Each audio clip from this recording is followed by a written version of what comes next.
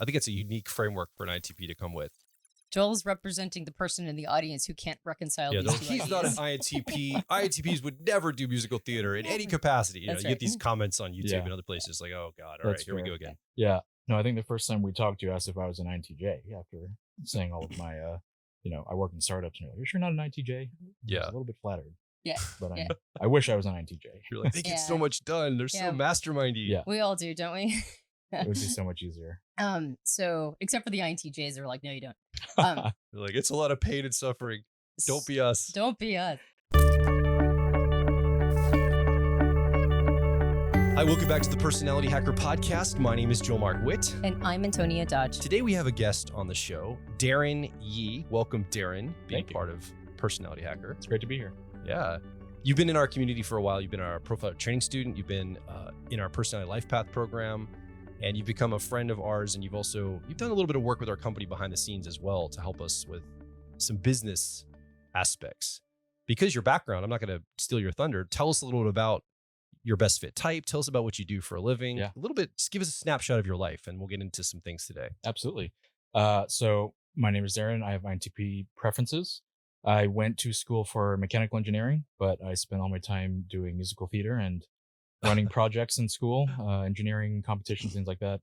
I started a company right out of college, construction tech software company, and ultimately went on to run operations at a few other startups across a number of different industries, mental health, real estate tech, online education.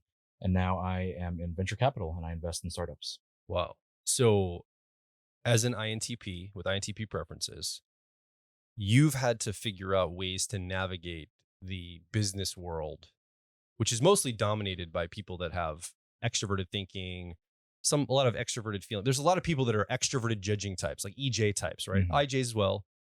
It's very structured, organized. And as an INTP, we have a lot of INTPs that listen and watch the show. Yeah. It could be a challenge to be in that environment because things just don't make sense to the way you think are wired. Well, that's also assumption we're making. Is that your experience? It very much is my experience. Yeah. I think INTPs come with this feeling that everyone is irrational and kind of dumb. And that's continued to be my experience. Yeah. But in the business world, they act irrationally in a consistent way. Yeah. And you can actually learn that style of thinking, and you can learn it as a skill on how to interact with people in the business world, and also, in the social world. But the business world is it's closer, and there's a logic to sort of TE methods of getting things done and organizing that you can figure out. Yeah. So we're gonna talk to you today because you are an INTP, and so I want to talk a lot about introverted thinking, accuracy. We nicknamed it here on Personality Hacker. That I think the accuracy or introverted thinking users will resonate with, but also I think we could also extend this in a principled way to also the FPs, the people who use authenticity or introverted feeling. And it's not the exact same experience, but anyone that has an introverted judging function, right, that's going into the business world, which is very extrovertedly set up, like it's got a lot of structure to it. I think we have unique challenges in moving through that space. So I think some of the principles we could talk about today, I think would apply to anyone, either whether it's TI or FI, accuracy or authenticity. I think it will apply, but let's specifically stick with an INTP, and specifically going into the business world. What are some of the early mistakes you made? Like, just paint a picture, so someone can kind of find the resonance. Like, they could find themselves in yep, I'm an INTP. I made that same mistake. Yep, I get what you're talking about, Darren. Yeah. I think there's a lot of idealism up front about organizing people.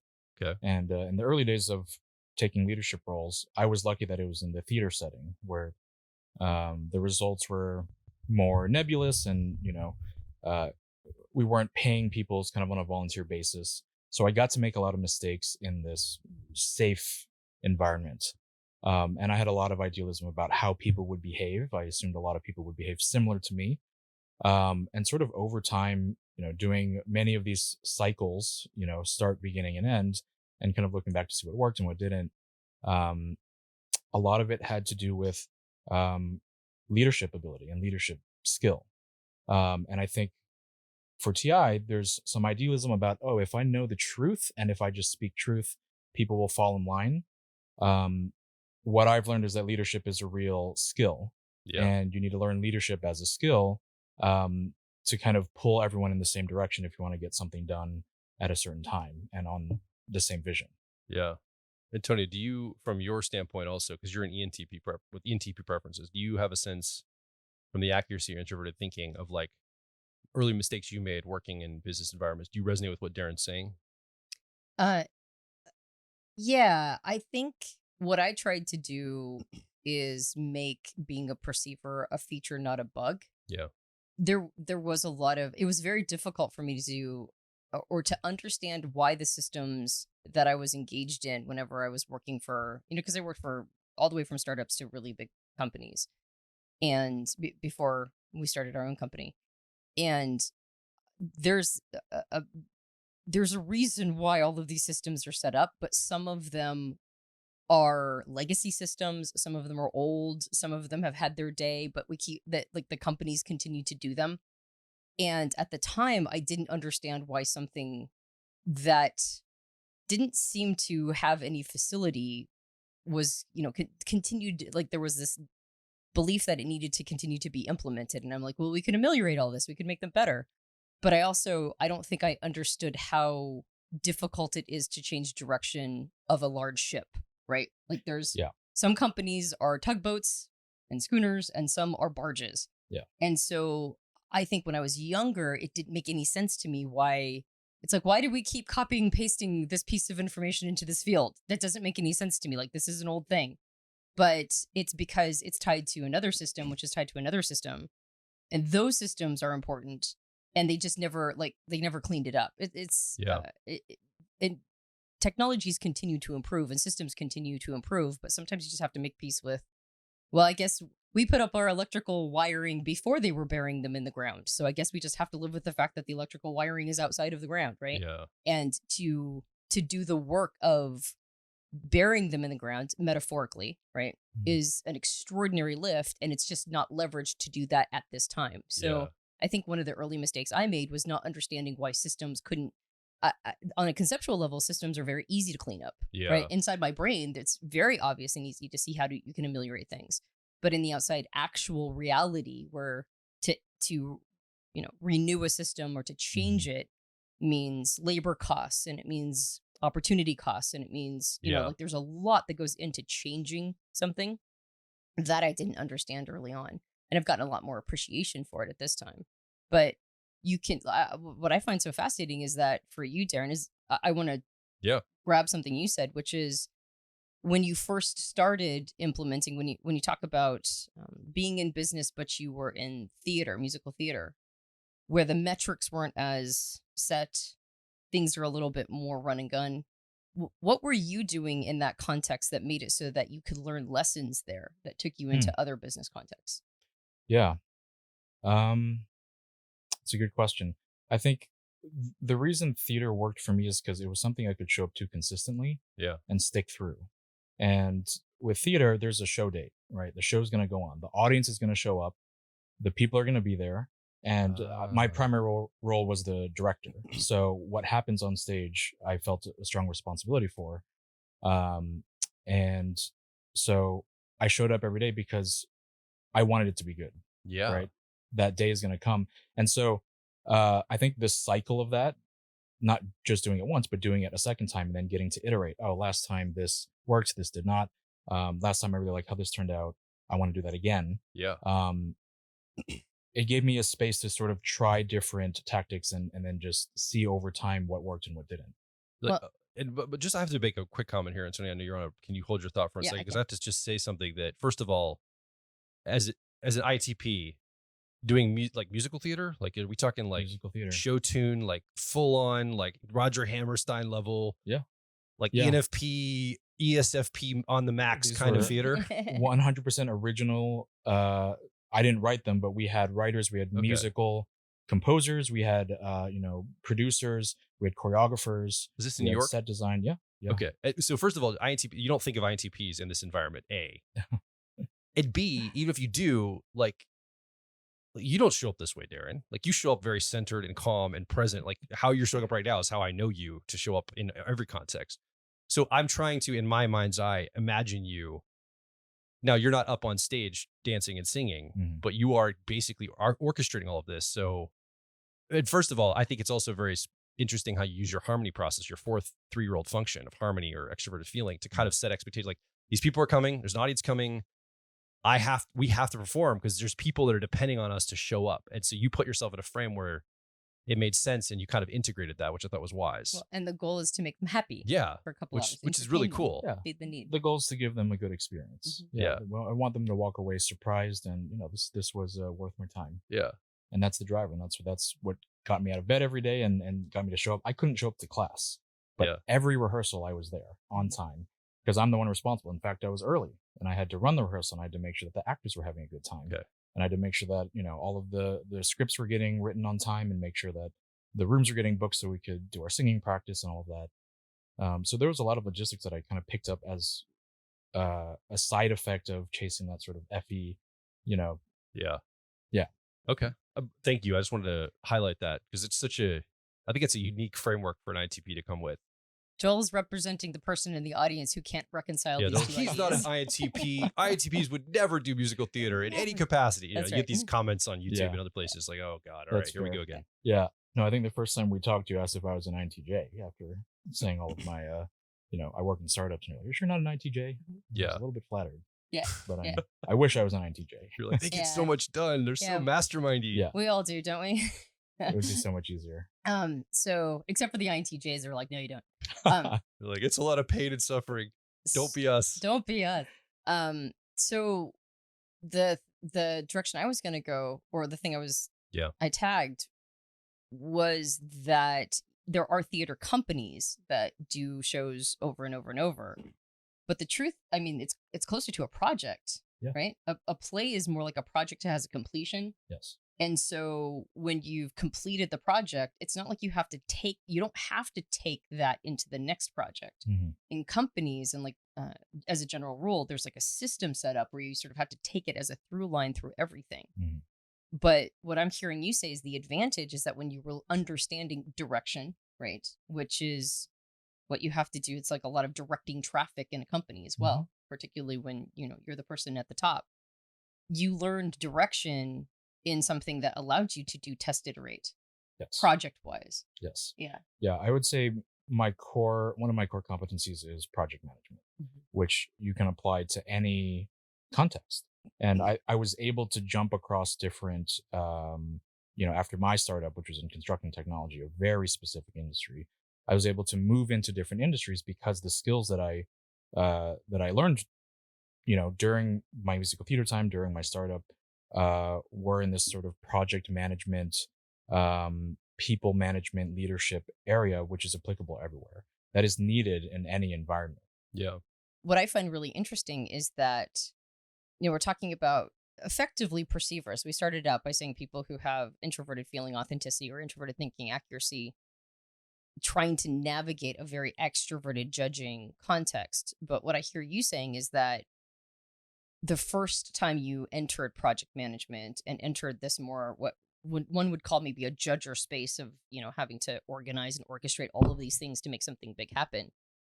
What I hear you saying is that it was kind of a perceiver environment that you were able to work a bunch of stuff out. Like you were able to do test iterate because when you have one play, I'm sure there's a lot of lessons and learning and people you build relationship with and systems that you have set up that you bring into the next one. But you don't have to. You're not under any obligation necessarily to do that. So it sounds like you worked some of these things out in a more friendly context to your type preferences. That's correct. And I think the key thing here is I had to create my own context for that to happen. Meaning I was in school, and my parents, the understanding is I'm studying engineering, and I wasn't telling them I'm spending all my time doing music theater, right? But I'm not going to my engineering classes, yeah, but I'm doing my directing. Yeah, no, that's exactly it. And so, I was there for school and I got by in school. I passed my classes barely. But that bought me the time and the freedom to kind of pursue my own interests. And it was actually a really big leap of faith because the engineering was supposed to be my career. And I didn't really want to go into musical theater as a career, but it's just what I wanted to do. And it was a leap of faith because I felt like developing skills would be more useful to me in the long run, rather than trying to get through engineering school at the top of the class. Yeah. And I was right. At the end of, when we graduated, my valedictorian, who was a mechanical engineer, couldn't find a job, but I had all these skills. And so that's why I was able to go out, start a company and get some traction there and get to places that I wouldn't have otherwise if I'd spent all my time just studying. Yeah, well, that's what Cal Newport talks about in the book. So Good They Can't Ignore You. He talks about focusing more on career capital, Mm. skills that are transferable Yeah. to many different positions, as opposed to just going a straight line of like your purpose or your, like engineering would have been your purpose at the time. Right. But that would have been a straight line. But you chose to do something that was interesting to you to pick up some career capital, some skills. I think it's important to highlight during that time, I still felt like I was failing. I still felt like I was not doing what, I was placed here to do. Yeah. And it was kind of a guilty pleasure, honestly. Showing up to do musical theater was like, ooh, no one is giving me permission, but this is for me. I'm doing this. Yeah. And it wasn't until much, much later did I realize what I was really doing. Yeah. You didn't go with the intention of, oh, I'm going to do this to build skill for leadership and guidance. It was fun and probably a community of people you could connect with around a shared common project, putting on the performance or whatever. Mhm. I want to go to, so I think skill building is one thing. I'm going to posit something here that I want to launch into that I've found in my own life as an introverted feeling user. So authenticity, FI. And I'm wondering if this translates also to accuracy or introverted thinking. Did I learn this from being a father? So I'm trying to make sure I'm not conflating with being a father but I don't think it's just a father, because I think with our team here at Personality Hacker, the same thing. I noticed that if I want to go work out 3 days a week, I just won't do it. I won't get up out of bed. I get up out of bed and do my work, but I won't get up and early to go do it, or it's such a struggle. But the moment I have to take one of my sons with me to go do it, now it's I have all the energy in the world to show them this is how we do this. It's once I have responsibility to others or responsibility at all, and I'm the responsible party, it helps me perform better, for myself. I now need to set the standard. I need to show up because I'm responsible for another. So that means I have to self-lead in order to other lead. And I don't I'm couching in a lot of it sounds like leadership terms and father terms, but I think there's something here for perceivers in particular. And I want to see if this translates with both of you as introverted thinking accuracy users is if you just go and operate some, ENTJ's system, here's how we do it. Here's all the processes. Just go push the buttons, pull the levers. And you don't really have ownership. You're just running through the motions of a system at work or in a career way. It probably gets boring and not rewarding, and you probably don't. It's hard to keep yourself accountable to it. But the moment you take and put the responsibility on your shoulders of this is my sovereign domain now. I am responsible for delivering. It's you can work in that way. It's you can now work in that environment by taking that. I mean, we talk about ownership and stuff, but I haven't found the word yet. There's something specific I'm after here that I'm seeing if it resonates with you to speak to. Yeah. It's not just responsibility or leadership you hear people talk about, radical ownership or just take ownership of your product. It's around that, but there's something else it's very internal. Do you have a sense of what I'm talking about, either of you? I do. I think sovereignty is a good word for it. I think there's a feeling of what can I uniquely provide that no one else is. Yeah. Part of my first foray into leadership was showing up to an information session for student council in high school and realizing these people don't know what they're doing. Yeah. And that gave me the courage without any, prior experience to run for student council. And the reason I did that was because I could figure things out that clearly everyone else were just kind of running circles around. Yeah. So I felt a responsibility, but it also allowed me to kind of own the solution there. Yes. And that's what allowed me to step out of my comfort zone and do something like that. And maybe I'm speaking to responsibility for others in particular. Mm-hmm. Well, I think maybe that's what I'm saying. I don't know. Yeah, go ahead. What I'm hearing you say is that if it's just for me, there's a lot of just for me things that I want to do. Yeah. Right? There's no limit to the things that I'd like to, the skills I'd like to develop and the things I'd like to do for myself. But once it's tied to a responsibility to other people, I can feel my extroverted feeling or my harmony not wanting to disappoint.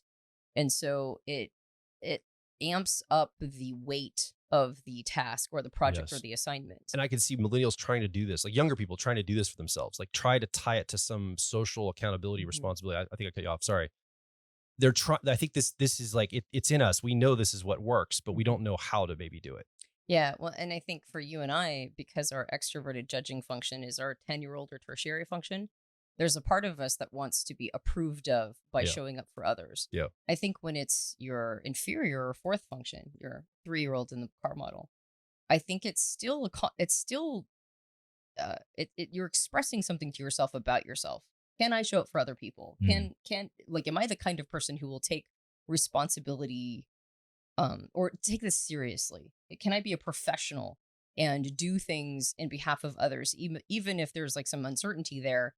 You're still making a statement back to yourself of the kind of person you are. And so does that track? Yeah, I think for the inferior, for me actually, I think it's more of what is my place in society, Ooh, yeah. and accessing a place in society through, a thinker lens. It's really hard. I don't know where I belong. Hmm. I don't know if I'm supposed to be a caretaker, or what do I do with this TI thing that just kind of slings truth and seems to hurt people left and right? Yeah. Is there a place for it? And so things like organization and leadership, it's a way for me to understand exactly what my role is, and translate that uncertainty into a tangible result. Mhm. Yeah, absolutely. And so uh, when we talk about being a perceiver in a world that requires a lot of structure, to go back to I don't want to Oh no. derail, but to go back to the original, sort of the point of origin, it almost sounds like you have to there might be certain things you can set up to set yourself up for success.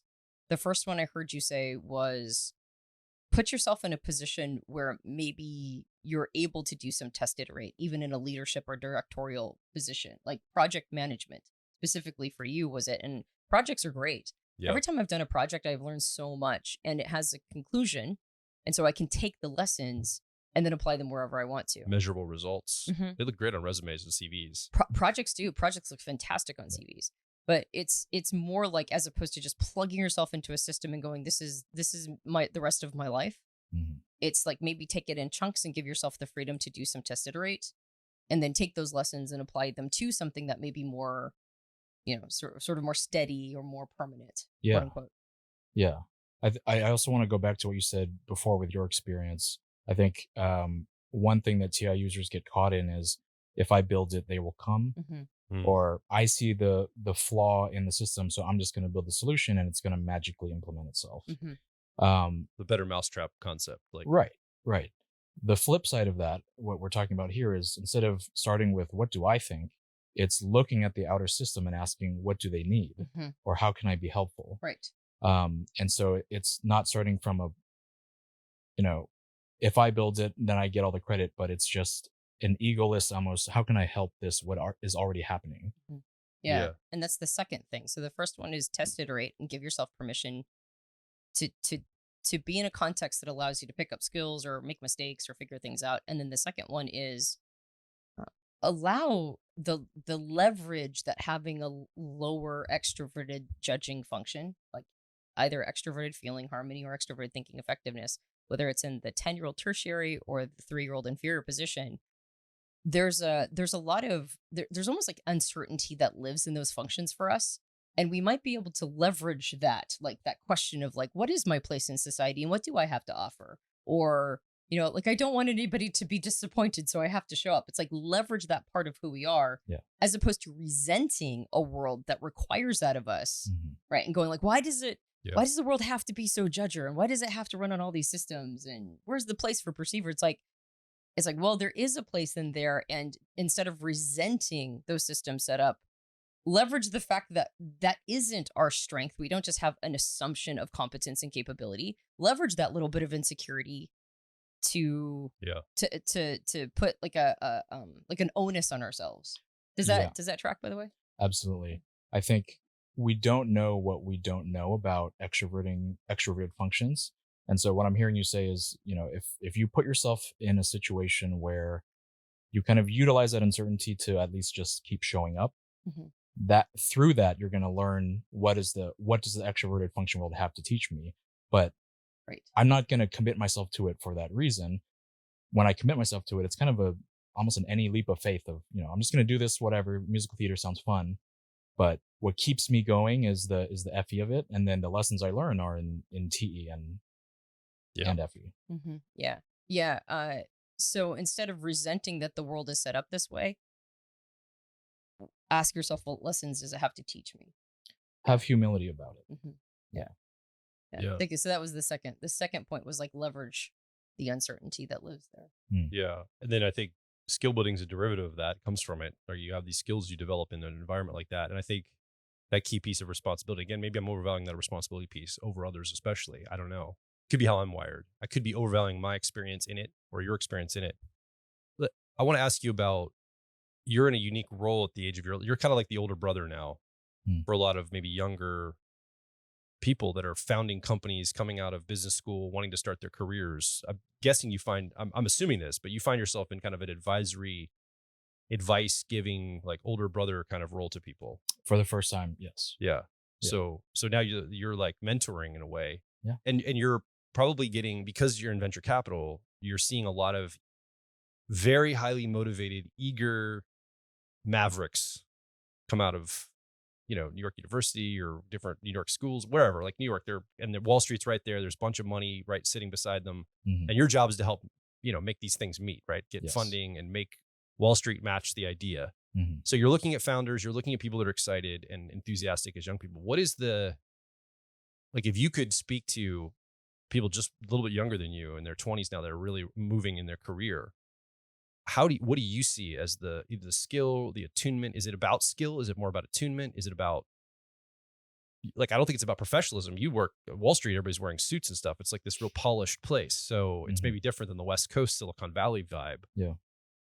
Speak to that. Like, how do you see younger people? What are your thoughts around them? What would you wish they would come with differently? How would you advise somebody listening or watching right now that's going to embark in their career? They would love to talk to somebody like you that could help get them started. Like, what would you say to them? Yeah, that's a good question. I've only been in this position for about a year, but I've done several hundred individual coaching sessions with students who want to start companies. Sure. And I think one of the biggest blind spots for specifically students who want to become entrepreneurs is moving out of this student mindset where if I follow the rules and if I follow the frameworks and I get an A+ in class, it's going to spell success for me. Entrepreneurship does not work that way. Yeah. The real world's markets and the business world does not work that way. It's competitive. This is a really big reframe for a lot of our students, and which is actually why our graduate students do a lot better, because they've had a little bit of work experience.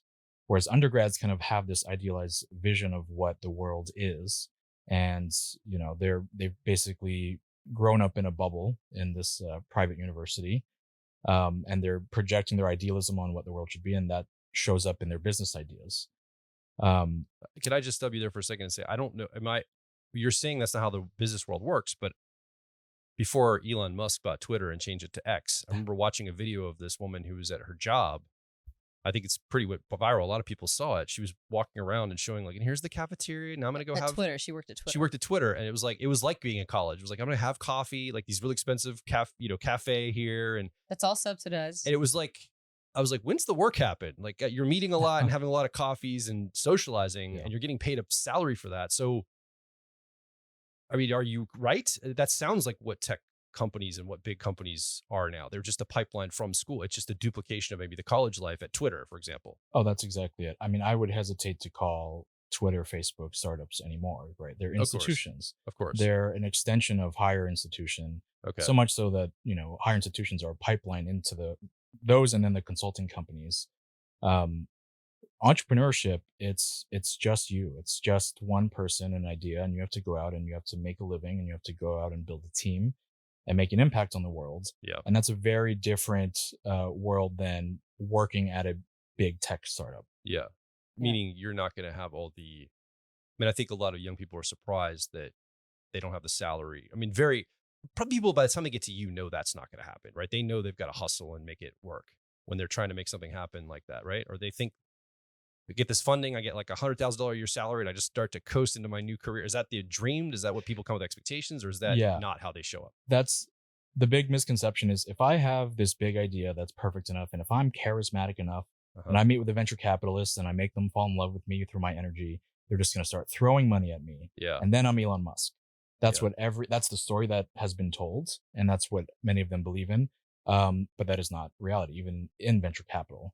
you still have to go out and prove that you understand your market and that you can prove that if you build this company, people will pay for it, which is really the prime directive of business, is getting people to part with dollars. It's not just giving people things or providing services, for free.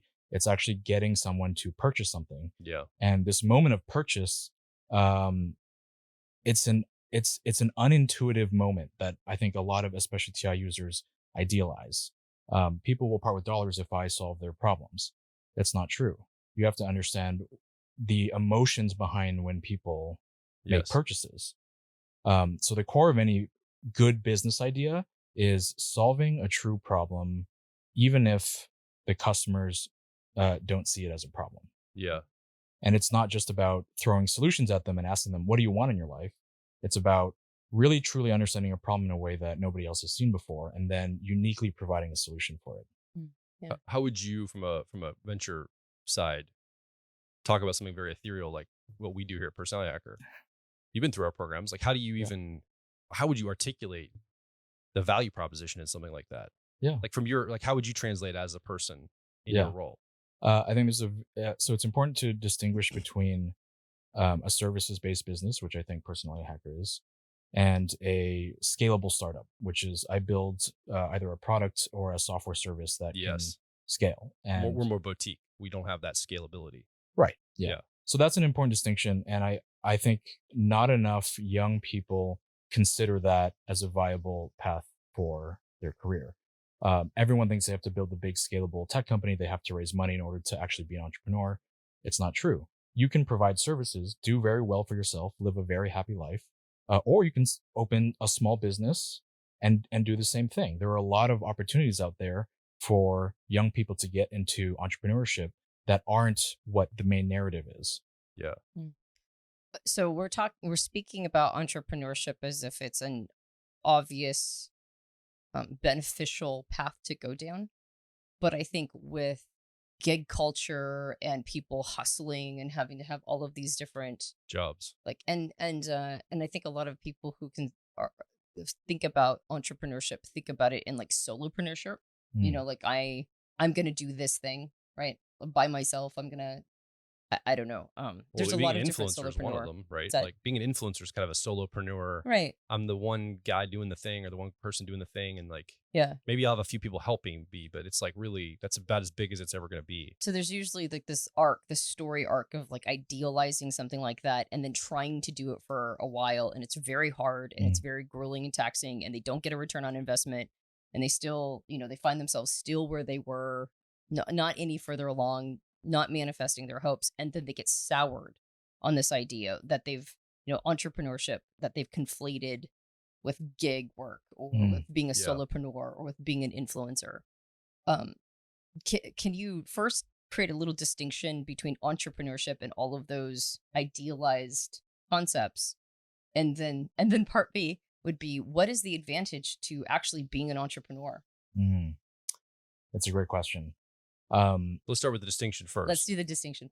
Because Antonia, to that point, you weren't there, but we were talking out here earlier, and he said building a business is one of the best things you can do for personal growth. So we're going to revisit that in a moment. That's basically what you're asking about. That's where I'd like to head. But let's just make a distinction between when we say entrepreneurship and gig work. Those aren't the same thing, but some people conflate them, right? To your point. Yep. Yeah. Well, I think there's a bigger story around becoming an influencer and building an audience than monetizing an audience. This is a new business model that we've seen explode during the pandemic, and I think is top of mind for a lot of Gen Z. Yeah. Because they consume a lot of what those influencers are producing, and those are the role models. So I think the difference between that and entrepreneurship is, gig work, it's piecemeal, it's responsive. And what I'd say is entrepreneurship, it's more about sort of building the systems to kind of help more people than just one at a time who are coming to you. Yeah. It's still entrepreneurial. You still learn a lot about payroll and taxes and trying to make your own way.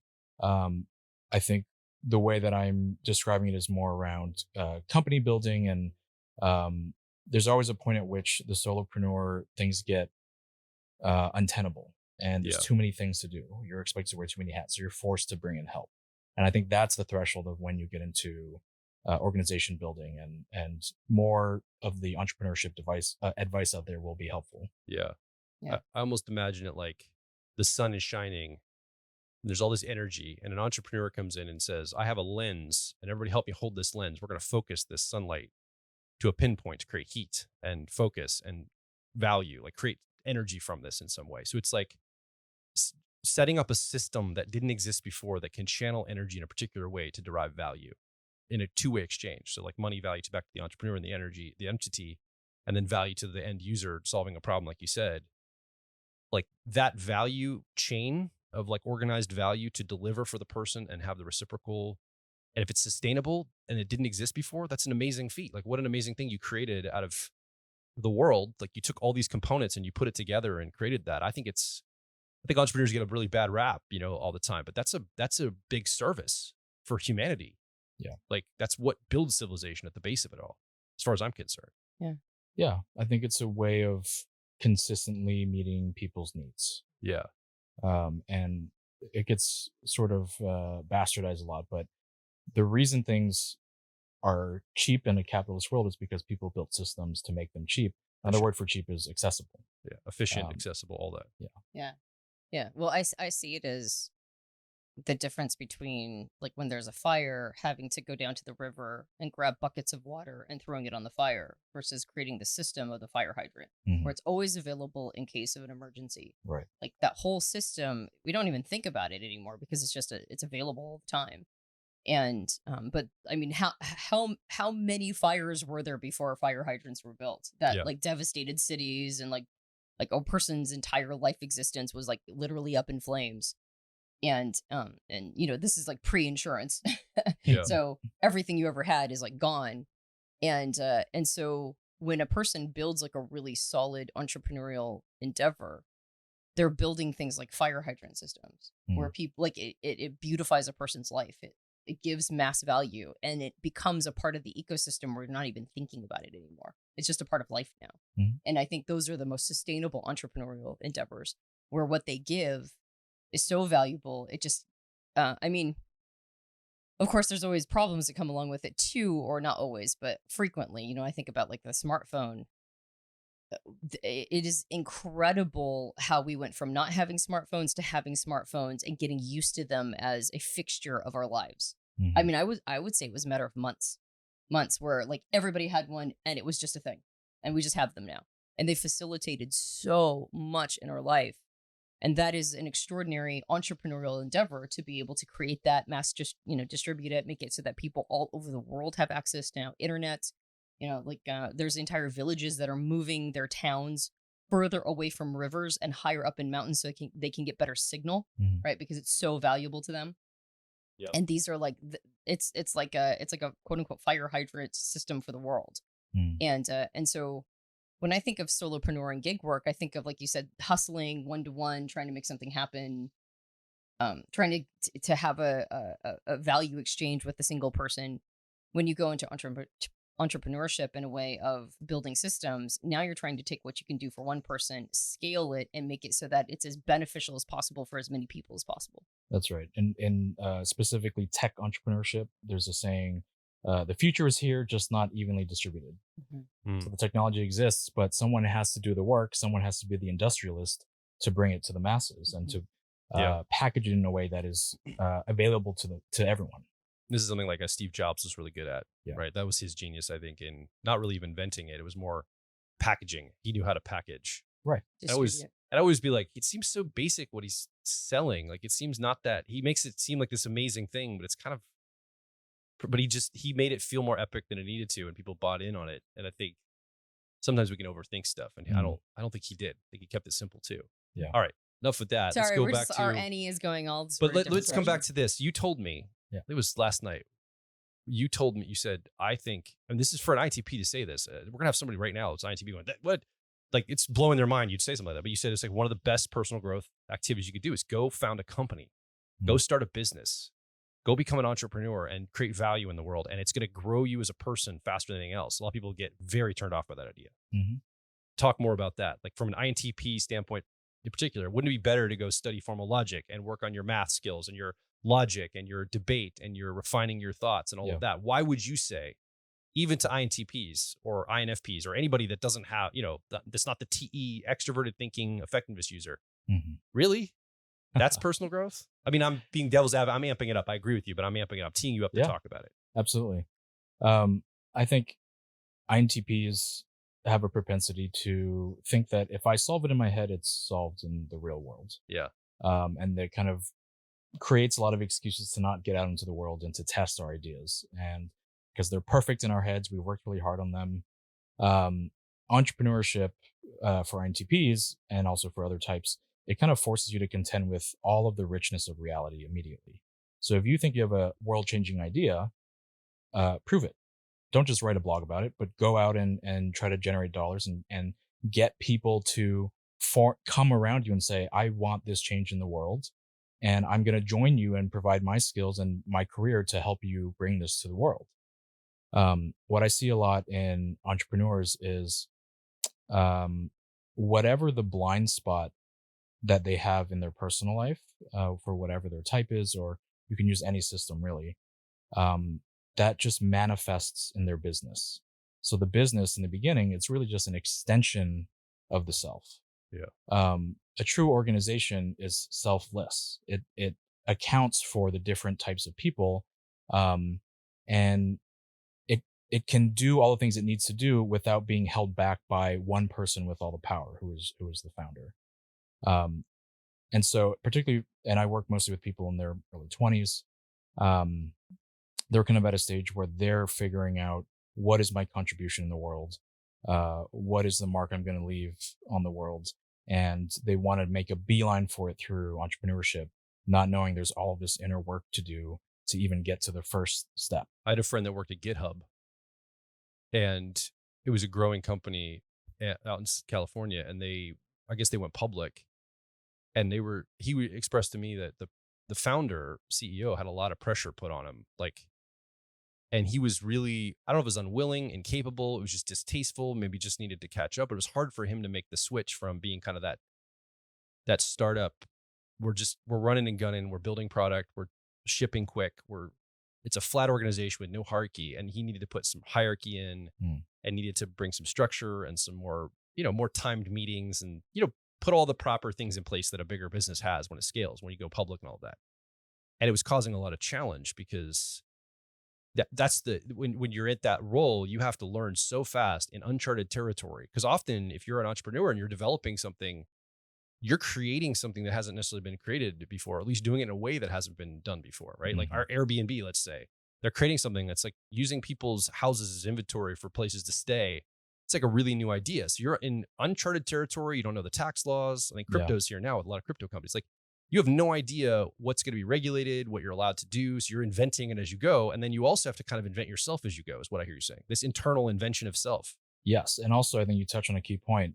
The second you have employees, you're responsible for paying their rent, making sure they eat that month. So just having enough money in the door for your employees is a tremendous amount of pressure, let alone figuring out the business and how it's going to scale. Yeah. The pressure only continues to grow. So there's a real time component here. You can't push this off. You have to figure this out in the business, which again is a corollary to whatever your blind spot is in the person, if you want to feed your employees. Yes. Yeah. Yeah. You have to become a certain kind of person. Yeah. Right? That's what I'm hearing. Is like, it asks a lot of you all the way through, including things that you have to be responsible to. Yes. If you do it well, if you do it right. And now I'm going to play devil's advocate. I'm going to be the young person going, that's BS. Putting yourself under that much stress and trauma for what? For money, for wealth, for success. That's not what life's about. Life's about love and care and people. Let's do collective action. Let's not try to do that. That's like all you're doing is you're playing the capitalist game that's set up, and you're going to basically be miserable and unhappy and stressed out and probably fail at the end of it anyway. So why put yourself through all that? There's a lot better, more healthy ways to grow, someone might say. Yeah. What would you say to that? I agree with that. All of my friends who did they're on Forbes 30 under 30, they've raised the millions of dollars, tens of millions of dollars, and on the cover of all of these magazines, they're the least happy people I know. And it's unsustainable. their internal systems are unsustainable. The wealth might keep going, but they're going to fall apart. Is what you're saying? It's both. It's they're wildly unhappy and their employees are unhappy. But also, I think there's a misconception that if you, and I'm talking about venture capital specifically, if you raise a lot of money, or if you're doing a lot of top line revenue, that the founders are rich, that the founder gets to keep a lot of that. It's not that common that that's the Exactly. case. Most companies, even if they have a healthy cash flow, the founders are sacrificing their pay for some future big exit or something like that. And they don't actually have any personal riches. So if your motivation is just chasing money or fame or status, very quickly that illusion will disappear. Yes. So then what's the reconciliation between using entrepreneurship for personal development and then also knowing that people who have gotten wildly successful in this space aren't necessarily happy? They haven't necessarily used it for growth. I think it's a journey that, in my opinion, most people should move through. I think you should have that motivation. I think you should want to make the millions and be on the cover of Forbes, and then go through the journey and the heartbreak of either achieving that and finding it's empty, or failing enough times to realize it's not a worthwhile endeavor. And that journey will bring you into a place of, I'm more calibrated and I know what scale I want to operate at for my life. Well, Yeah. there's this theme of making this real. You talk about INTPs. Let's just talk about INTPs for a second. Having things in their head theoretically, but then going and bearing it out in the real world is such a valuable thing for them. And I see you saying, we'll take the same concept writ large. Even if you get to the end of the company and you're like, this was not satisfying, it's all theory until you have that moment, that experience of it. That's Like correct. you can never replace experience, no matter how much advice you listen to, no matter how many people tell you something. If you're wired that way and that's what you think you want, and then you get to the end of it and it's either not satisfying or you do have some success, but you had to really grow as a person, you had to go through it. Entrepreneurship is one of those things where you get into it because you want something. You're probably at the end not going to get what you want, but it'll give you what you need. Yeah. It makes me think of people who have an idealistic idea of relationships. It's like, yeah, you kind of have to go through. You bring your idealism into relationships, and it will, like, reality will calibrate you around that. Yes. Yeah. So it kind of sounds like love, but Mm. in a different way. Yeah. Yeah. I would say it's a similar energy. What would you say is, I mean, just loosely, I'm sure you don't have the numbers, but like what personality types have a tendency to be attracted to entrepreneurship? Is it the ones that you would predict? This is a good question because yeah. my answer is going to be disappointing. It's not about type. Mm-hmm. Okay. Type comes afterwards. So those who can make it past the initial gates of entrepreneurship, it's more correlated to things like privilege, things like, can I get out of school with no debt because my parents provided a lot for me, so I'm not saddled with debt, so I can risk more in my entrepreneur life? Or is my network, that I grew up in and that my parents have, does that set me up for better success? Have I been trained in the business mind since I was a kid? These are all things that come from privilege, and it's regardless of type. Yeah. After that, though, there are very clear distinctions between how different types react to the foundership experience, the first time foundership experience. And I only have a year's worth of data, but I've seen some patterns already. So yeah, I don't want to. Was that answering your No, question? I have like a train I'm going on. Okay, go. But I love. Yes. So that's people who end up. That's are those or is that demographic breakdown that you're talking about being correlated more to privilege than to type of people who succeed or continue to go the next level, or are we talking about people who are merely attracted to it and seek it? It's a good question because I'm at the very earliest stages of venture capital. So I invest in mainly just beyond idea, prototype, first few customers, and then what I've seen is those who make it. It doesn't skew toward a specific personality type. It's more about, one, do you have founder market fit?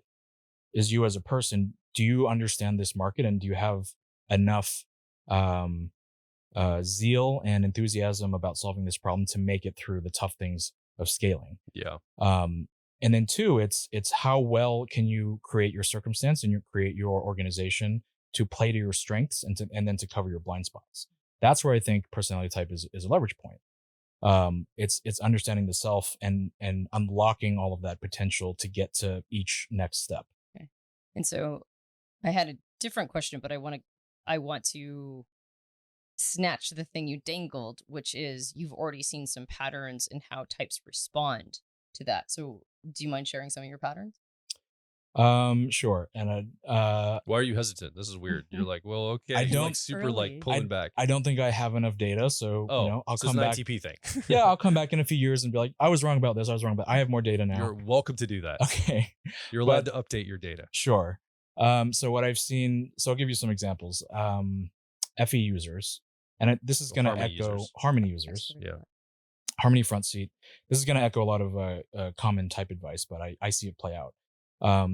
One big blind spot for them is I think it comes from a self-worth place, but they are reluctant to price their product or service appropriately, and they want to give, and the customers are coming to them because they're getting all this free service, this free product, but it's hindering them. It's hindering their team. They can't pay their team enough, and it's a self-worth thing where they have to say, I am worth more than I'm charging, and I'm gonna put my name on this higher price point, and then trust that then that added resource will then make the lives better of everyone on the team, but also themselves. Yeah. They very often will try to do everything themselves. And even when they make hires, they tend to either micromanage or will kind of coddle them and not give them enough freedom to really shine, because it's that affiliative, this is all me. They're more often to be solo founders than others who are willing to kind of be co-founders. Interesting. Yeah, you Okay. wouldn't think that. Yeah. Any other patterns? So that's extroverted feeling Mhm. harmony users, Yes. FJs, Myers-Briggs FJs. What about the FPs of the world, the authenticity, introverted feeling people? How do they typically Yeah. show up in this environment? So the ones, I think they self-filter a lot, which I appreciate about FPs. Okay. The ones that I've seen who decide to go into entrepreneurship, they've gone out into an industry following their passions. I'm thinking of one in particular who we invested in recently, who's in the music industry. I think is an INFP. Went in following his, he loves music, and he saw that the system is broken, and he came back and said, I want to change it. And what I found working with him is most traditional startup advice doesn't apply to FI users because they already kind of know what they want. Amen. And It's hijacked me so much trying to follow traditional advice, and I keep doing it. It's not working. I'm like, I think I must have to do this a different way. Sorry, I didn't mean to interrupt you. Just it resonated so clearly. That's well so that's validation. Yeah. Is that it's they should just trust themselves if they think they figured it out. They're also very good at surrounding themselves with smart people and getting people on board with their vision, and kind of through that bringing these skills together, mindset, creating really effective teams. What's the challenge though? Yeah, what's their blind What spot? do they struggle with? Their blind spots. I need to know, Darren. The What's my blind spot? I mean, I've got some guesses. It's really why I'm asking. Oh, I bet you do, Antonia. it might have to do more with the perceiving functions. Okay. But it could be something around expertise and systems. It's integrating this, the backseat function, the TE of it. Yeah. There are points at which you do there are points that you don't need to reinvent the wheel every time, and you should just trust an expert or trust the best practices of the industry, and that could be a blind spot. Mm-hmm. Yeah, I would guess that people like myself with authenticity, introverted feeling, have a tendency to overcomplicate and overproduce something that could be more simple. Like we want to like look, if it's super interesting and complexity, it like makes it more quality or better, and my ego gets boosted around it. Like the real smart, look how smart I was. I have like meta levels of like complexity here, so it's not just something basic; it's like extra. And I think that's probably the proclivity that I would I would personally go down, and I would assume a lot of other authenticity users I know would probably have a similar drive or pull. Yeah, I've worked with an FI user who worked in customer service, and she was incredible at it, but she killed herself calling every single client, making sure every single Yes. problem for them was solved. Yes. You know, getting on the phone with them in some third party software, and it's like, you know, that's useful to a degree, but we also have hundreds of clients, Yeah. and sometimes a canned email will do.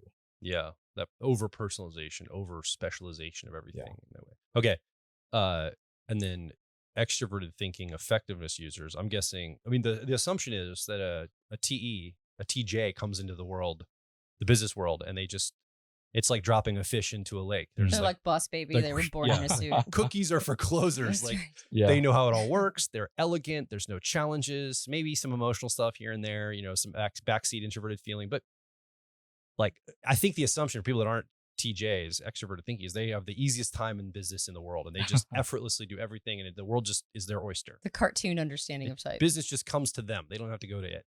Yeah. So my answer is, I think, counterintuitive, but also, again, I'm going to qualify small sample size, and I work with specifically Of course. students. So either undergrad or graduates who are early career, let's say. Most TE users at that juncture in life will not take the risk. It makes no sense to take that much risk. I was saying before, business school kids are getting multiple six-figure offers out of undergrad. Yeah. If you're a TE user, you understand resource, you have all this debt. Why would I risk this sure thing and go start a company that has tons of risk for some future thing? More often than not, they take the money because they're good at it. And that kind of puts them on this train directly into that path. So you're going to find more extroverted thinking TJs in the executive suite as the CFO, the COO, the employee in the second tier in the executive ranks more than the founder themselves. The system is built for them. The larger business system is built for them. What I will say is those who I have worked with that are TE users, again, it's about integrating that backseat, that inferior. The phrase that comes to mind is, if you want to go fast, you go alone. If you want to go far, you go together. And I think TE has a propensity to look at people as resource. But if you're building a team and you're asking a lot of your team, they have personal needs, right? They have egos, they have career ambitions, and you have to be in touch with that and kind of do things that are unproductive, like recognize your employees once in a while, buy them lunch, or just these personal things that a lot of TE users very easily shove off. Yeah. Not because they don't care. They're just focused on resource and the task at hand. And sometimes when I'm in that mode, I have a part of me that's effectiveness, right? My 10-year-old, I can forget people, weirdly enough, as much as I'm a feeler and care about the individual. In that mode, man, we're doing something. Sorry. Eat later, Darren. Eat later. We're in the middle of recording a podcast or whatever. Right. Yeah. And then we didn't talk about introverted thinking, TPs. Well, we kind of talked a little bit about it at the beginning, but yeah. Well, just to summarize what we've covered already, if I build it, they will come mentality is a big one. That's the big blind spot. It's just not integrating the FE of what do other people want and how can I be helpful, rather than what do I think and how can I force that on the world. Yeah. I will say that I think and I don't profile any of these people to know for sure, but it feels like in the business world, there's a lot more introverted thinking accuracy than ever before.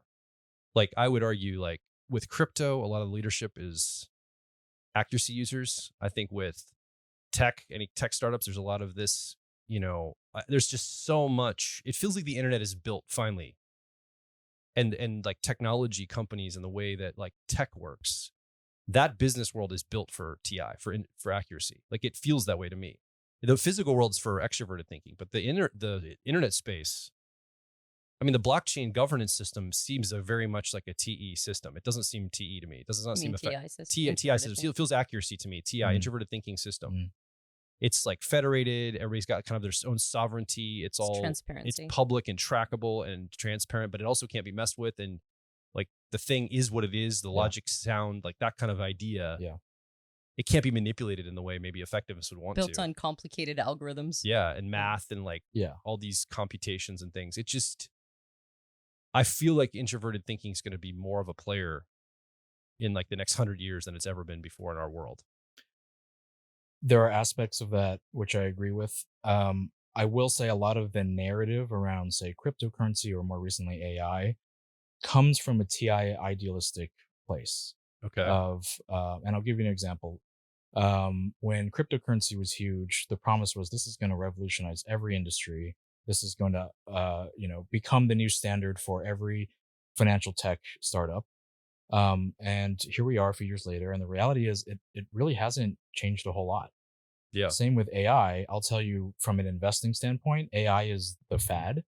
But actual money going into companies using AI it's not commensurate to the fad, because the venture capital dollars are not asking how cool is the technology. They're asking, have you found a helpful application in the real world? Yeah. And those that are raising money have used AI or cryptocurrency to solve an already existing problem just better. Yeah. So it's not the technology itself. It's you still need to go through that trial by fire of how does this fit into the greater picture? How can I help people with it? Well, that in the late 1990s, I remember the conversation around the internet was the internet's really cool, but there's no commercial application. It connects people, but what are we building? There's no way to derive value at a fundamental way. Mm-hmm. And the question at that point, right before like the bubble crash of 2000, 2001 or whatever, was like, and there were these companies, just pets.com and like all these like .com companies that were raising tons of money and sort of had a kind of a loose business model, but it wasn't actually sustainable. It's kind of like the streaming networks now try to like they're hoping they're going to eventually break even and make money, which they're not as much, right now. They're having a hard, well, I think Netflix is doing well, but like Disney Plus is just bleeding money like crazy for the entire organization. And so there was this idealism and hope it was going to solve a lot of challenge. So maybe AI is at the place where the internet was in the 90s. It's like, we just don't know how to commercialize it yet, but we know the potentiality is going to be there. Yeah. And so it's gonna have to go through its like boom and bust cycle, and then the second, it's always the second wave that really builds the applications and the value is derived. I think that's it. So in the early days of the internet, people were investing in websites because they thought that was going to be the real estate of the future, right? Yes. I'm going to buy whatever.com in spades because that's what's going to make me rich. What we learned after all of that is you have to get to the application level. It's not until something like a Facebook, something like a Netflix that, provides a real service, just using the internet as a tool to do it better. That's how you get widespread impact, and that's how you create business. Yeah. So, I want bring to it back. I want to bring it. I want to bring me out of my line. business entrepreneur tech startup land back to reality. Yeah, because I know you're super into it, so you can talk about it all day long. I know. So I want to bring it back to how do perceivers survive in a judger world, back to entrepreneurship. Yeah. So we established one, as a perceiver, find projects where you can test, iterate, right, and don't and set yourself up for success that way. Try not to resent that reality is set up in an extroverted judging way, because that's that's kind of the point of both of those functions, extroverted feeling and extroverted thinking, is to manage the world and set it up. And knowing that it's not necessarily your playground, try not to resent it, right? That it doesn't have an immediate spot for you, just, that you can plug and play. But you can maybe understand that push-pull relationship you have with those functions is maybe something you can leverage for yourself. Maybe something that you can learn something about yourself in this context, as opposed to resenting it. I also heard you say that entrepreneurship is a fantastic personal growth tool, not because it in of itself necessarily changes and grows you and makes you a better person if you succeed, but because it will give you a ton of come to Jesus moments, right? That's what I heard. It was like, you're going to have some of your idealism taken from you, which is a perceiver challenge, regardless of whether or not the person has sensing or intuitive preferences. There is an idealism that comes along with having an introverted judging function, either introverted feeling authenticity or introverted thinking accuracy, because we're working things out inside of our mind where there's no limitation. And so when you say like, well, one of the challenges is that we think if we've solved it in our head as introverted thinking or accuracy users, if we've solved it in our head, we've solved it in reality. And what entrepreneurship does is it, either through success or failure, will teach you a bunch of lessons about meeting reality where it's at, right? That's correct. Like, things don't always work out the way that you have imagined them or done the math in your head. And when you meet reality where it's at, it will teach you more about yourself and your place in all of this.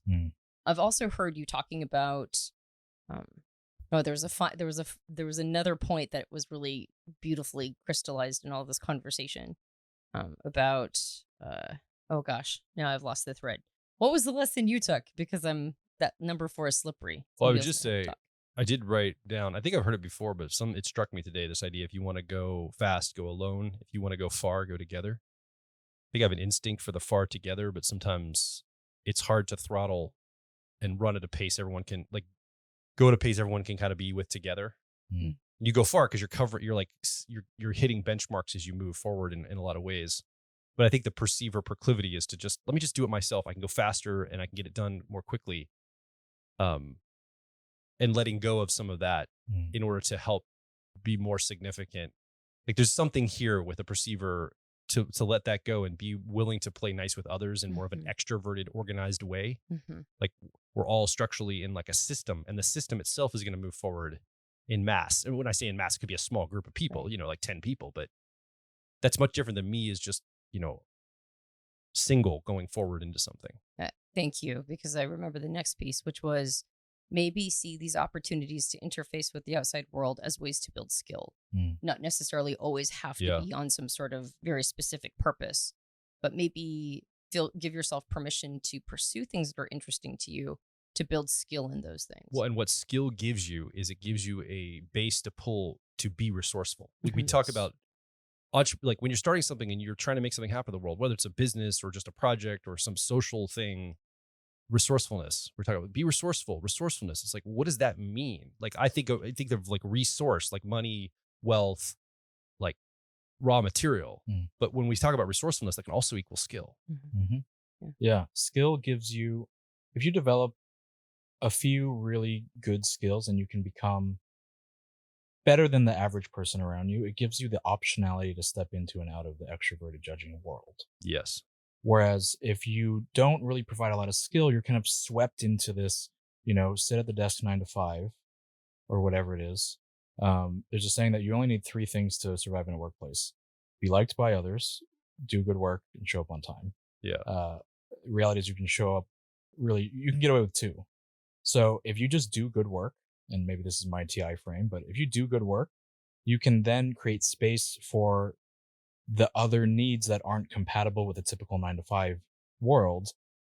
Meaning if I do my job really well, my boss might not care if I leave early, every once in a while so I can go pick up my dog or whatever it is.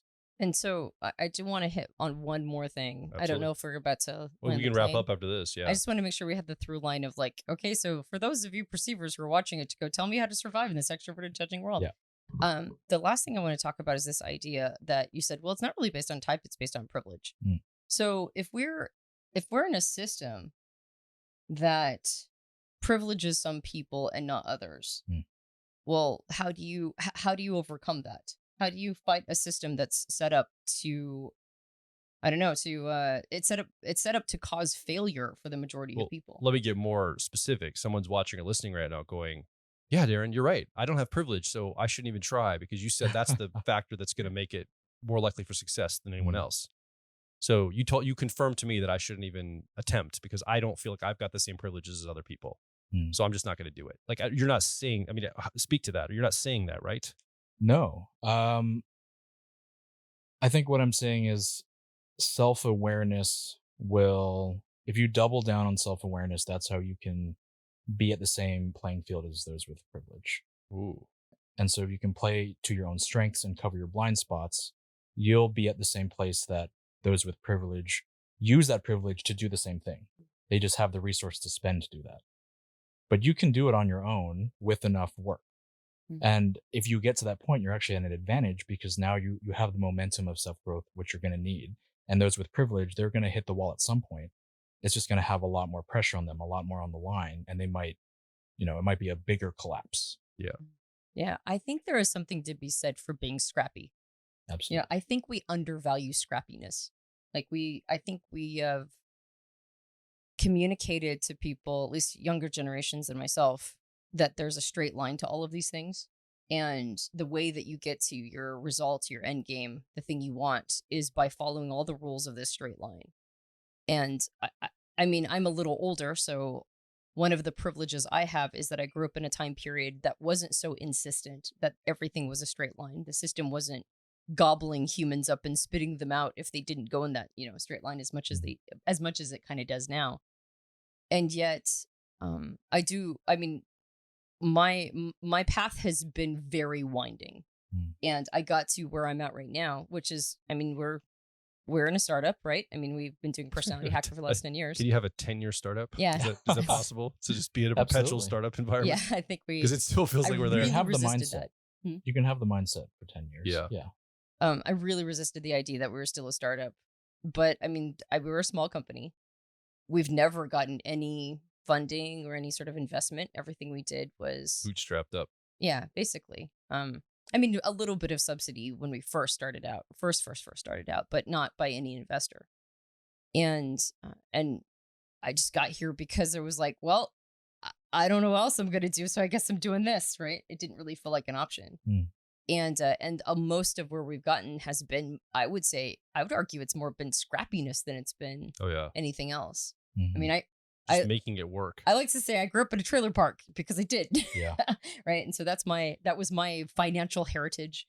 So what I'm hearing you say is that personal growth and understanding of self can give one maybe a little bit of like a courage for scrappiness, a courage to do it outside of the straight line. Yeah, I think that's how you create your own path. Is through the personal growth journey, because you're not relying on the external system, and being scrappy is how you find those tests to grow from. We did a lot of talking because it generated a lot of thoughts, but was there anything that you wanted to say that we did not give you an opportunity to say?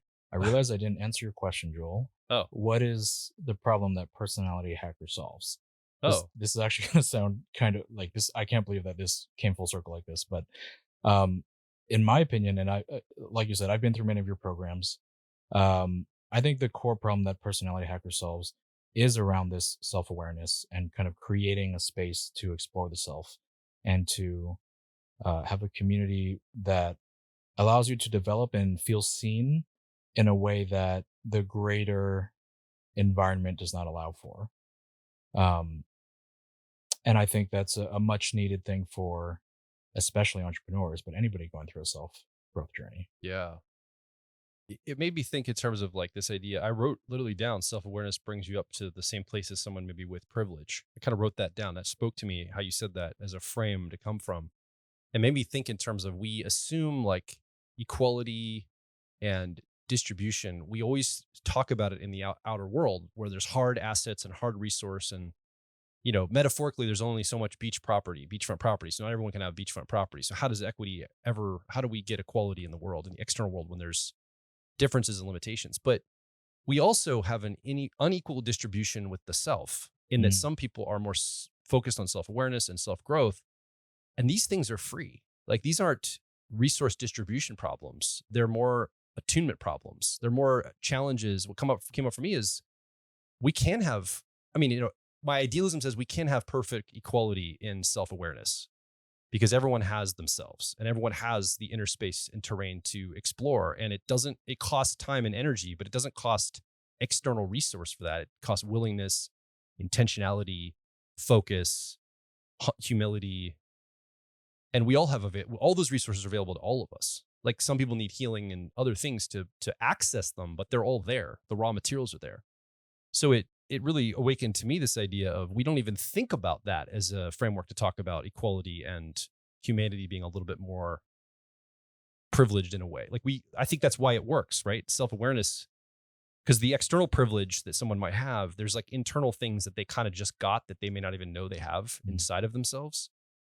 Like not the fearing of like when the resource is going to run out. They can like, they don't have that constant panic. Maybe if they're in a place where they don't have to think about resources much, as maybe someone that's struggling. And so the internal systems are more calm and chill, like their nervous system is calm and chill. But someone can earn that same calm and chill through work and self-awareness that person just gets because of their context, maybe. Is this idea, you both are looking at me like maybe I'm not clear on my idea, but is this resonating? Is this tracking what I'm saying? Well, I have a thing I would say, but I want to hear what Darren says. No, I have another thing. You sparked something for me. Go ahead. Yeah. When you said it's free, the first thing that popped up is it's not free. It's without financial cost. Exactly. It's available. Well, yeah. But then you mentioned all the things that do have to go into it: energy, attunement. It's as free as a gold mine in my backyard, right? Like, yes, I still have to go and dig it out. Yeah, and I do believe we're on unequal footing there too, because Yes. there are people whose lives are complicated, Yeah. difficult, start out maybe with a lot of capital T trauma. Yeah. Like, we don't all have the same starting point when it comes to that. I agree to that. And yeah. we don't, by the way, I'm not going to disagree with you. I'm going to acknowledge that and then also agree, actually. We don't have an equal starting point. And that's why I've started to define personal development as accelerated maturity, because it's like your starting point, you might be doing personal growth because you're actually less mature than others because of your circumstances, or you might need to catch up, and you've been hitting a glass ceiling and you can't solve your problems because you were actually you look around at your peers, your contemporaries, and they're all further along than you are, and you're trying to figure that out. So there's a lot of things that goes into personal growth and development, but the one thing, I couldn't agree with you more, actually, because no matter what your starting point is, and no matter how resourced you are with time, energy, attunement, and those kinds of things, like, it's hard to go do a Vipassana retreat, even if it's actually literally free. Most Vipassana retreats, 10-day meditations, they ask for a donation. Yeah. It's open to anybody. Like, you got to go be quiet and, eat rice and beans. But it's like, you don't even have to donate if you don't want to. You can go do a 10-day Vipassana retreat for absolutely free, and like Vipassana, facilities all over the United States anyway. And I'm assuming that extends to Europe, Australia, and other places. Yeah. But who has the 10 days, right? So if you're working 2 jobs and hustling, you got kids, and maybe you're a single parent or whatever, how are you going to go do a 10-day Vipassana retreat, right? Yeah. So there are unequal situations, but even a person in that situation can generally find time to go, what is this meditation thing, right? Or like maybe do some stretches and do some yoga and get in touch with the body. There are also people who have different places that they start with mental health, which might have them be self-sabotaging and not pursue those things. Sure. And yet it doesn't matter where you start with mental health. You can always improve and get better. Like, you can put attunement to improving and continuing. So when we talk about personal development, I think we get this like sort of Santa Monica yoga 30-something-year-old, woman image in our head, drinking $5 bulletproof coffees and $20 smoothies. But it's just really a matter of attuning to the self. Yeah. And like you said, when we start to do that, when we start to pour time and resource into this thing that it's not free. Like, you have to put time and energy into it, but it is without financial cost. Yeah. Opportunity cost sometimes, but without, like, you don't have to pay money for it as a general rule to truly do it. I think it absolutely starts leveling the playing field, because like you said, there are billionaires who have been on the cover of magazines and they're miserable because they're not doing it, even though one could argue. I mean, of course, those people are probably running from meeting to meeting and they don't have time either, right? And so it's like those two people are both hustling and they're both running into the same experience, and they're both experiencing the same lack of fulfillment. So if a person chooses to put time and effort and resources into it, I believe it does start to level the playing field. That accelerating of maturity starts to even that privilege gap to some extent. And I think in a very relevant way, in a way that's hard to communicate until you started that process. Yeah. Once you start that process, it's like, oh, why didn't I do this before? Why have I been wasting all this time not doing this thing? It's like Brian Regan talks about getting glasses, right? He's like, I bought a pair of glasses, and he's like, why is instantly improved vision not at the top of everybody's list? Like, once you put the glasses on, you're like, why did I put this off? That was ridiculous. And I think personal growth or accelerating one's maturity is very similar. So I just want to make that caveat, because I could almost hear the person be like, that's not true. There's a lot that goes into personal growth. That's also privileged. But it's actually not. It's actually not. You can start at any point, and you can dedicate and donate 10 to 15 minutes a day to doing it. And you will outclass your peers. Just 15 minutes a day focused on doing growth work. You will start to see that privilege gap. If we're defining a successful life as happiness and well-being, you'll start to see that gap leveling out. Yeah. And then the material things will come as a byproduct of that. Yeah. Right. Yeah. What was your thought that you wanted to share? I don't know why it's coming up, but my thought is, there might be some out there, maybe some of the listeners who think about business and kind of, bucket it in sort of like a Wall Street, Wolf of Wall Street kind of American Psycho. I don't want to sell my soul for the sake of money. Yeah. Kind of idea. What I would encourage is that you look at business and entrepreneurship as a tool to scale your impact. Ooh. And we need more entrepreneurs out there who aren't the typical Wall Street types, who can wield that power, who can direct that resource in a way that will make better impact in the world. Yeah. Those who are doing it now aren't doing a great job. So I really believe in those who aren't typically in the archetype to step up and go through that journey and make an impact on the world. That's fantastic. Yeah. Thank you for being here this week. Thank you It's for having been me. great to have you on the show. And I think a gift to you, like you might not have thought about it, but I think one thing of laying down this podcast is as you update your introverted thinking accuracy, as you mature in your career 5 years from now, you can look back at this and see almost a time capsule of where you were and what your thinking was at a moment. And I think it's a thing that for all NTPs, you should never fear that. It's like a nice milestone of seeing the competence you've built over time. Like you reflect back on, and it may be embarrassing. Oh, I wasn't as wise as I am now. I wasn't as intelligent. I didn't have as much data. I maybe said some things that was a little uncalibrated or I wouldn't stand behind today.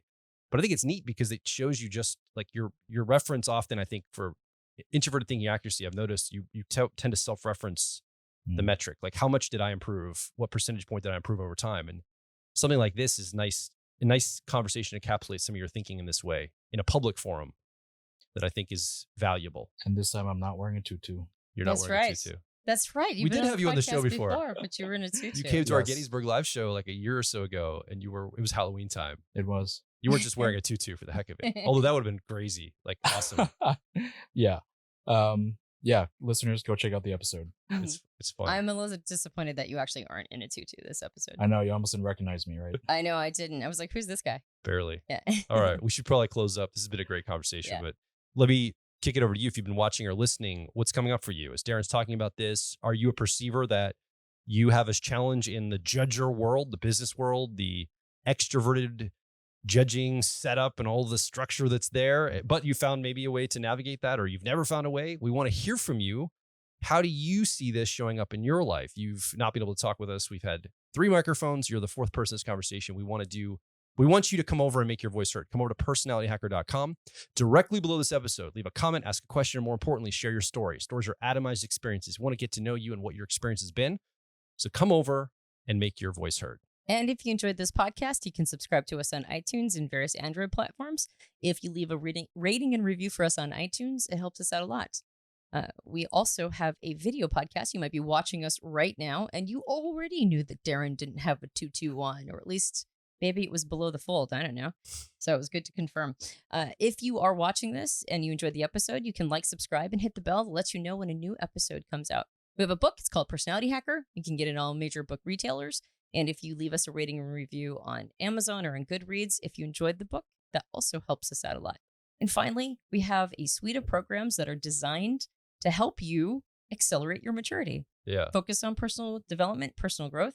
And Darren, what's been your favorite program? Ooh, I gotta say we just did Personality Life Path, and that really exceeded expectations. That was really something. Exceeded expectations. That's good news. Did you Yeah. already have high expectations or no? I had sky high expectations because everyone who's been through it told us how good it was. And then I went and exceeded all expectations. Awesome. I keep saying it's my favorite thing to do, so I concur. Yeah. I concur. So when it's the time for Personality Life Path to come around, we open up a new course. We highly recommend you check it out. It exceeds expectations, sky high expectations. I'm quoting you on that one literally right now. I'm quoting you. All right. And so go check it out and see if there is a program, including Personality Life Path, that's right for you. Yeah. Thank you again, Darren, for being here. We'll do it this way. My name is Joel Mark Witt. My name is Darren Yee. And I'm Antonia Dodge. And we'll talk with you on the next Personality Hacker podcast.